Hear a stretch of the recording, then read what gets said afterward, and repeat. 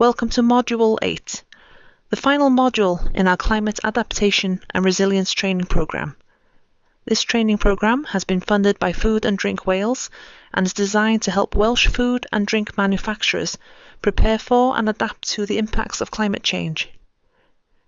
Each module is supported by a handbook which contains more information and links to editable templates to support your climate adaptation planning. In this final stage of our climate-conscious model, we'll explore how climate change may affect your customers and consumers, identifying not only risks but also new opportunities for your business. In this module, we will explore how climate change may impact your customers and consumers, focus on trade customers such as retailers, distributors, and hospitality partners, discuss how your climate-conscious actions can strengthen customer trust and resilience. Look at how to develop a customer incident plan, essential for managing disruption. Examine how changing climate concerns are influencing consumer behavior and how you can respond. Let's begin by looking at your trade-customer relationships, your direct link to the marketplace. We need to think about how sales might be impacted if your trade customers suffer a climate shock event. Do you have customers clustered in a geographic area which is vulnerable to future climate impacts? Can you promote your business as a climate resilient and reliable supplier through your investment in and attention to climate impacts, one that can continue to deliver even when the unexpected happens? What evidence could you share with your customers to demonstrate your resilience? For example, flood plans, backup power solutions, or supply chain flexibility. Climate risks apply to your customers as well as you. So consider your customer strategies. Having a high concentration of customers in areas vulnerable to negative climate events could pose a significant risk to your ongoing sales demand if they are unable to operate as normal during adverse conditions. So as you map out your customer acquisition plan, remember to factor in climate risks and perhaps spread your risk geographically. This doesn't just apply to your local or UK customers. What about overseas customers? In the same way that you learned how to consider impacts on your supply chain through climate change in faraway regions, do you have a key regional distributor located in a climate vulnerable area that might impact your exports to a number of countries? You might want to add climate change impacts to your distributor questionnaires and due diligence. This slide gives you a few ideas about the different types of trade customers that you might need to consider.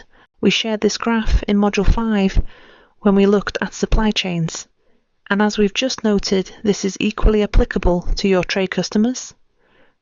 This graph has been created from a report published by XDI, who provide physical climate risk services. The regions of the UK are listed on the horizontal axis from 1 to 50, based on their global ranking position as being most at risk when assessed by the total or aggregated level of damage to buildings in that area because of climate change. Data since 1950 has been analysed and projected to 2050. The bars show the projected percentage increase in climate-related damage anticipated in that region, giving an indication of overall risks of businesses in those areas being disrupted by climate damage. Moving on to customer communications. If you suffer a climate shock event, then have a customer climate incident communication plan outlined in advance can be incredibly useful to draw upon when you are in a chaotic situation and trying to deal with the situation as it evolves. Your customers will be keen to know where they stand regarding their business with you. And your approach towards customers at this critical moment will be very influential in protecting your ongoing relationships. So having a customer communication plan already in place can be a huge help, allowing you to take appropriate action immediately and manage customer expectations in an orderly and professional manner. Communicating effectively can prevent possible rumours or misinformation. In the absence of up-to-date information, there could be scope for customers to jump to conclusions and take actions that would be detrimental to your business. For example, by switching to other suppliers when, in fact, you could have fulfilled the order requirements from residual unaffected stock, or by implementing your contingency plans. We highlighted scenario planning as a management tool in Module 4. You can use the same approach to design your customer incident plan. Think of a time when a disruption, perhaps a power cut or supplier issue, affected your ability to deliver. How did you manage communications, and what lessons could you apply next time? In preparing your plan, it's useful to identify all the different touch points where your team interact with your customer's team. For example, sales and account management with buyers, technical to technical, NPD to developers, finance to invoicing departments. These different touch points could lead to conflicting information to be shared with the customer. You'll want to define and share the one version of the truth with your team to ensure consistent information is shared, not conjecture or different versions of the facts to different departments within the customer.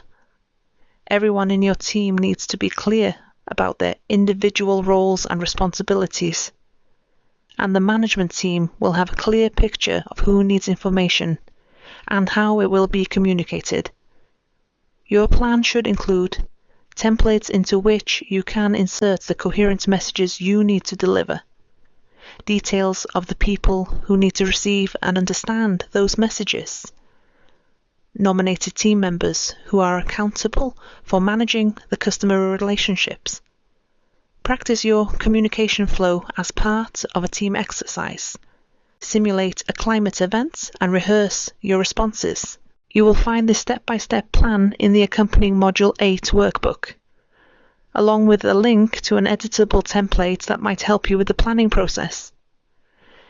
This plan acts as a flow chart for your customer communication plan, starting with making sure you have up-to-date customer contact details and preferred method of contact. All those different touch points that we've just talked about, and the individual responsibilities for communicating with those contacts. Having templates prepared so that relevant information can be inserted as the incident is unfolding or immediately after the incident is useful. Clearly, customers will want to know when you will be able to resume supply, and the templates should allow for initial information to be updated. Information and tone of voice should be appropriate to the contact within the customer, and different details may be required by different teams within the customer. You should be realistic about recovery times and avoid over-promising and under-delivering. But of course, you don't have to wait for a climate emergency event to communicate your climate-conscious approach to your customer. As the climate becomes an increasing risk for the food and drink sector, customers will be looking to place their business with those suppliers who are able to provide continuity of supplies. Highlighting the actions that you are taking as a business to adapt and build climate resilience can be integrated into your sales pitches to new customers and discussed with existing customers when you are looking to expand business or protect current sales. Use your knowledge of the customer to anticipate their potential concerns and demonstrate your value as a preferred supplier through the climate adaptation activities that you have undertaken. You will be able to draw upon the information within the climate adaptation and resilience training to prepare presentations and other communication materials to substantiate the benefits of your climate-conscious approach to your customers. Could you build your climate-conscious actions into your sales materials, tenders, or accreditations to win new business? Let's now turn to the end consumers and the opportunities that come with their change in priorities. There are a number of ways in which climate change is impacting consumers' choices, but two main areas for you to consider include reacting to the physical impacts of climate change and weather events. For example, hotter summers and wetter winters. Changing what, when, and how they buy because of environmental concerns.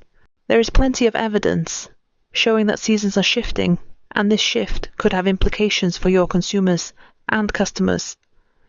If spring is arriving earlier and summer lasting longer, What changes will trade customers be making with their ordering and merchandising, and how might this affect your food or drink production? Food and drink manufacturers need to make sure their production planning is aligning with these shifting seasons. Otherwise, they risk lost sales opportunities and reduced margins if they have to destroy stock or reduce prices to shift them. What innovation opportunities do these shifting seasons offer? Are there opportunities to grow revenue and profitability? And thinking back to those supply chain pressures, how might innovating away from those riskier ingredients or raw materials play through to product mixes? Or will our shifting seasons enable us to grow or produce more ingredients that are usually imported? Thinking about those merchandising plans, historically stores have switched from summer products to more autumnal foods and drinks as the new school year begins in early September. However, we are now having warmer weather lingering later into the autumn. 2023 saw temperatures over 25 degrees Celsius across much of the UK in September. You could consider conducting a product profitability review to check that if the products that sell better in warmer conditions have a positive impact on your margin, as they may be becoming a greater part of your overall sales mix. This will be especially pertinent if climate impacts within your supply chain are causing cost prices to rise or fluctuate in more erratic ways due to seasonal changes. So consider if a long, warm autumn became the norm, which of your products would benefit, and which might struggle? Another area to consider is the impacts on tourism. Will we see tourists shift away from those Mediterranean destinations with their 40-degree plus temperatures, wildfires and water shortages, and come to more northern destinations? What hospitality and food service opportunities could arise from this shift? In the past few years, we have seen extreme weather events across many of the popular holiday destinations such as Spain, Portugal, Italy, France and Greece, with temperatures soaring to well over 40 degrees Celsius in July 2023. Much of southern Europe suffered red alert health warnings due to extreme heat, violent storms causing flooding, hailstones, widespread storm damage and devastating wildfires. The EU Environment Agency state that Europe has been experiencing frequent and severe weather and climate-related natural hazards like droughts, forest fires, heat waves, storms, and heavy rain. Climate change will make these events even more intense and more frequent. So, whereas previously many British consumers have elected to take a holiday abroad, ensure some sunshine and good weather, these climate-related extremes, along with a desire to reduce carbon footprints, may be a prompt for more domestic tourism and might even attract more overseas visitors to the UK, where the weather might be considered relatively more appealing. Could this present more sales opportunities for your brands and products? Climate change is impacting crop husbandry around the world. Extended periods of drought are leading to greater use of irrigation. Soil erosion and degradation is prompting greater use of fertilizers and manure usage. Flooding can lead to fungal infections in crops, and climate shifts are bringing new pests and diseases, leading to increased use of pesticides and other chemical treatments. Not only does this have negative implications for the natural environment, air quality, loss of soil microbes, watercourse contamination and threats to biodiversity, it increases costs of production and has the potential for greater levels and new types of residues and contaminants to be retained in your raw materials. So greater vigilance may be necessary in the frequency and scope of any testing regimes that you rely upon for the food safety of your incoming raw materials and water used in production. Over the past decade, there has been a gathering body of evidence of a direct effect of rising CO2 on plant chemistry and biology that poses a threat to the nutritional integrity of foods in both the human and animal supply chains. Whilst this is still an area of active academic research, studies to date suggest CO2 relate to declines in protein and mineral levels within crops. So, if your product range and brand claims feature nutritional claims, this may well be an area which you need to monitor in the future to ensure that your product formulations continue to deliver the nutritional values that you are communicating to consumers.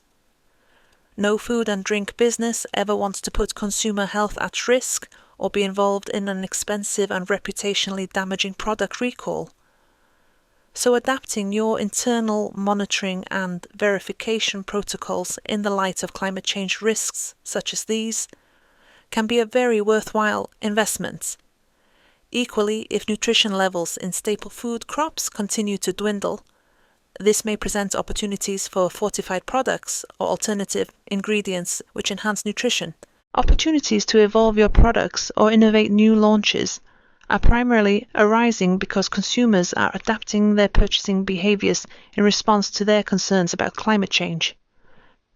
As they look for ways to lessen the negative impacts of their food and drink choices, opportunities are emerging for manufacturers to adapt their approaches to products, formats and packaging.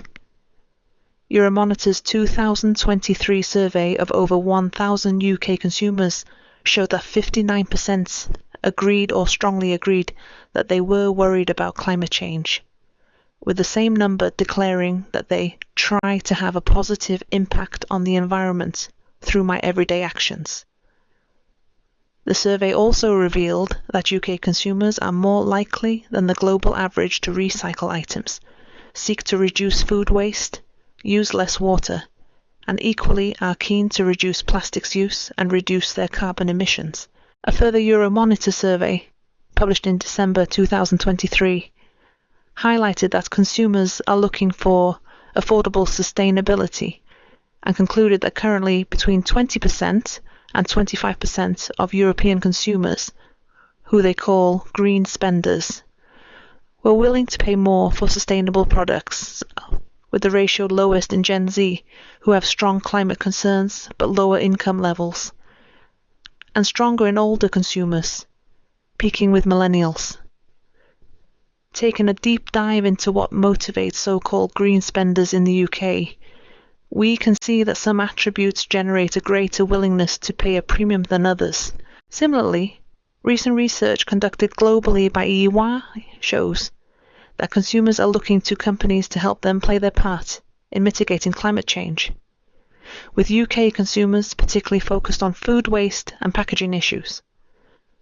The percentages in the green boxes show the higher percentage comparison between UK and global consumers. For example, 28% of UK consumers believe companies need to provide solutions to reduce waste versus 23% of global consumers. Taking a deeper look at food waste.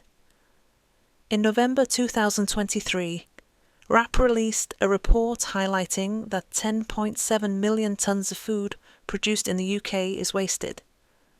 This wastage is taking place right across our food supply chain, but 60% of the total, valued at £17 billion, is in the home. The need to act to reduce food waste is further supported by ONS data, which identifies that, in 2022, one-person households were the second most common type of household, accounting for almost 1 in 3, or 8.3 million households in the UK, and 30% of Welsh households are single-person. In 2022, households with no children overtook the numbers of families with dependent children, potentially meaning that they too may be looking for ways to reduce food waste.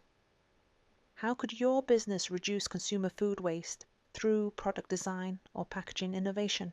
Your business can invest in innovation and NPD to respond to these changing consumer behaviours.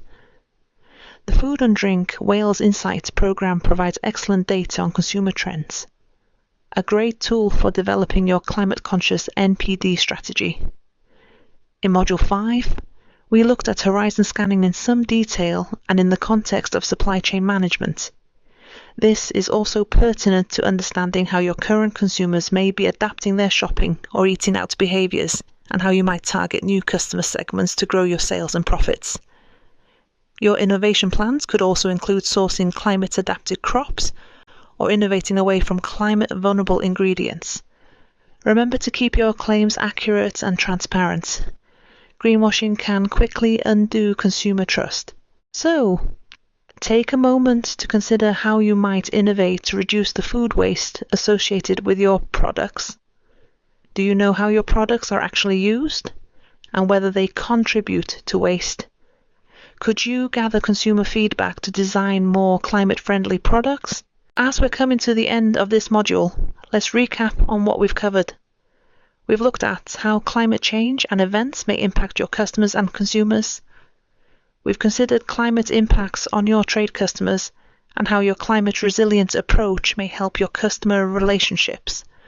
As part of this, we've looked at the importance of a customer incidents plan. And we've also highlighted how climate change may be influencing consumer decisions and behaviour, and how to turn climate awareness into innovation opportunities for your business. To help you on your way with your climate adaptation plan, here are a few ideas for next steps and actions for you to take away from this module. Who will review the climate risks of your key customers, and how will you build this knowledge into your customer acquisition plans? Who will develop the customer communication plan and templates in preparation for disruption? How will you build your climate-conscious approach into your sales pitches to trade customers? How will you find out how your consumers are behaving in the face of the climate change and how this is impacting their food or drink choices? This marks the end of the Climate Adaptation and Resilience Training Program. Across all 8 modules, we've explored how to integrate climate awareness into every area of your business. Not as extra work, but as smart business planning that builds long-term resilience and strengthens your competitive edge. Taking action now can help avoid losses in the future and put you in a stronger position to continue to be a resilient and reliable supplier of choice for your customers and consumers. Thank you for completing this training program. We hope it has inspired you to take meaningful, practical steps toward a more resilient, sustainable, and climate-conscious Welsh food and drink industry. As a final reflection, what's the first action that you'll take after completing this training to make your business more climate ready?